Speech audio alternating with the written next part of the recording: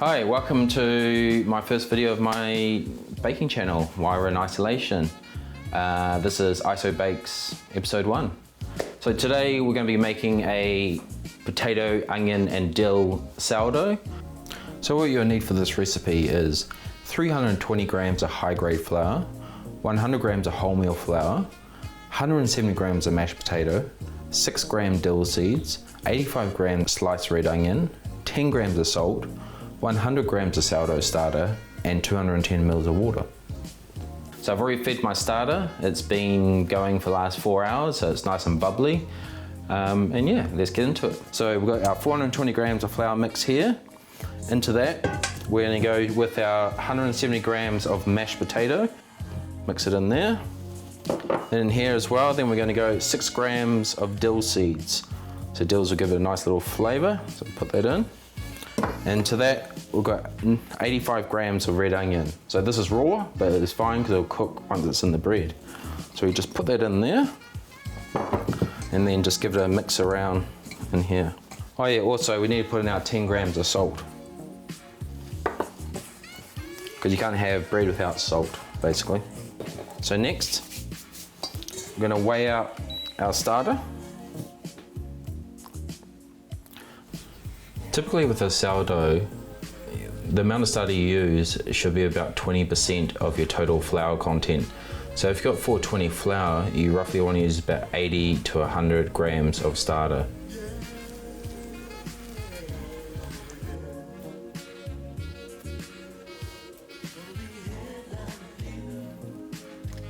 I put a little bit more in, but that's okay. And to that, we're going to go add in 210 mils of water. But initially I'm going to add only 3/4 of it and see how I mix with that. So once we've got those, just mix the starter and the water around so it gets all nice separated. Then in you go with your flour mix. Then just mix it in.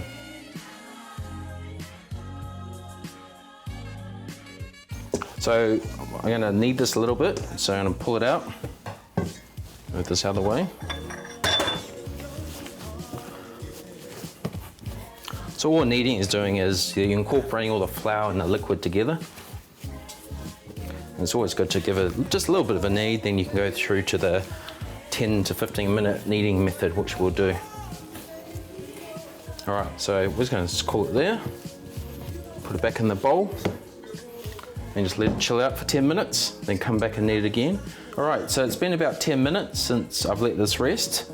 This whole technique is called, well, I don't know what it's called, but what you do is you let it rest for 10 minutes, then you fold it over, which I'm about to show you 10 times, then let it rest again. So first thing you do is wet your hand so the dough doesn't stick to your hand. Push it down a bit, grab an edge like that, and just fold it over. Turn it 90 degrees. Like that, and fold it over. Turn it 90, fold it. Turn it 90, fold it. If you find if it's sticking a bit, just wet your hand again. Turn it, fold. Turn it, fold. You'll find that it starts picking up the whole thing. That's all right. Just do as much as you can. Hold. Grab from the bottom, pull it up a little bit, push it down. You can even go just to the middle of the bread if it's easier.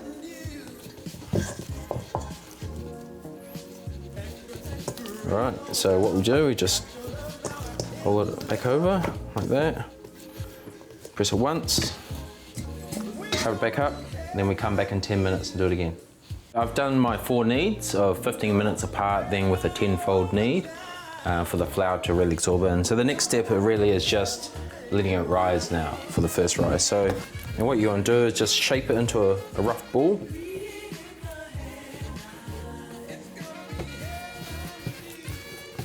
Like that.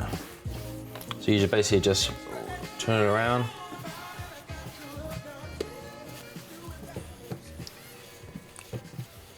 And then your dish here, what you do is just get a bit of oil. I'm just going to use some spray oil. Spray it on there so when it grows up it doesn't stick to the sides as much. Pop it in there. That's handy cover. Then now we just let it rise for the next however long, till it doubles in size. So it's been about 12 hours since we kneaded our dough, and let's look at the result after the overnight rise. Oh, as you can see, it's risen quite beautifully. Now comes the time to shape it into this panettone basket. So today's one I'm going to go with a long loaf, which will give us nice slices for some bread. So these are typically made of wood pulp. Now this is not what you bake it in. You don't bake it in this just shapes it. So the idea of this is you prove it in this for 6 hours in the open air, and then a couple hours in the fridge to set it. And the whole time you have it covered with a bag so it doesn't form a skin. Right, so let's get into shaping. So what you do, get your dough scraper.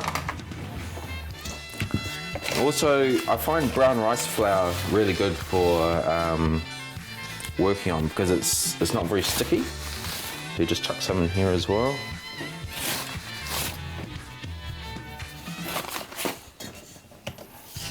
Look at the bubbles in here, it's just, wow, it's just risen beautifully.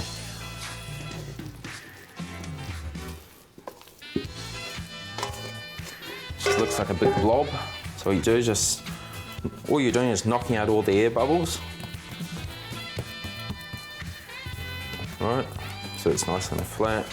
Because we're going for that shape, you want to just fold it over like this, pull it out, fold. Then this one you just want to roll. So it's quite a sticky dough. I think that's quite common for this.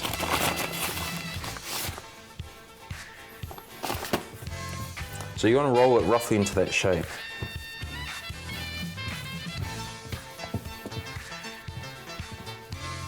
Oh, this is very sticky, this dough.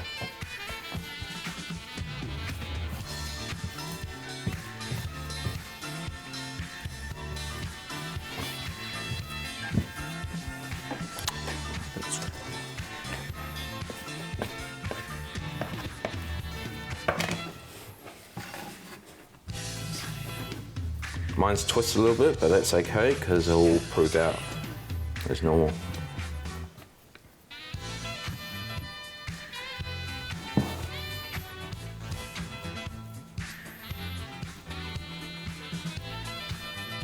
So this dough is very sticky.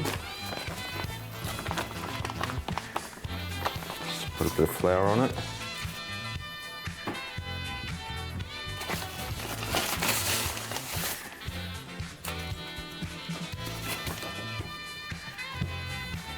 And so just shape it into the shape you want.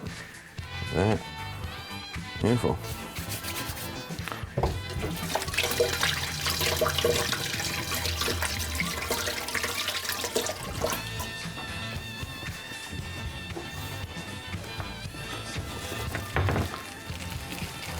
Okay, so I'm gonna... Right, so now that we've got the dough into our basket, we're going to let this prove in here for another 5 to 6 hours in the normal heat, and then we'll do a couple hours in the fridge just to set it. So basically just grab your bag, it's a compostable bag, put it over, and just leave it now. So now we've proved our potato, dill and onion loaf in the fridge for the last couple of hours, so it should be pretty solid. So now it comes to the baking part, which is the best part. So let's have a look at it. So you see it's proved quite nicely there. It's a bit wobbly, so it may not sit properly in here, but we'll see how we go. First what you do, take some of your flour, just put it on the bottom so it's got freedom to move when it expands. And all you're going to do is roll it out.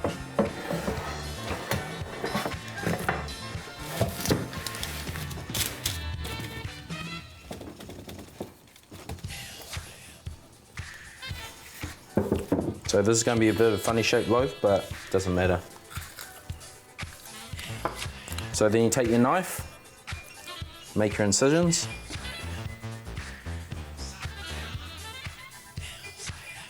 Because this is going to be baked on this tray, and not in a Dutch oven. A Dutch oven, you don't need water because it creates its own steam in there. But this, you need water. So what we're going to do now, just throw a bit of flour in here. Then just pop it into the oven. So in the oven, we've preheated it to 230 degrees and we're going to bake this for about 40 minutes. In your tray in the bottom, you put some hot water in to create some steam. Close it up. We'll go for about 40 minutes.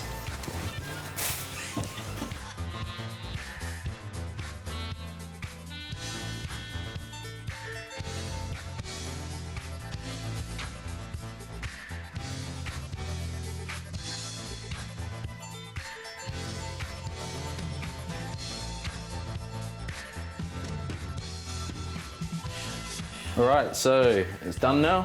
Let's check it out. Oh. Yeah.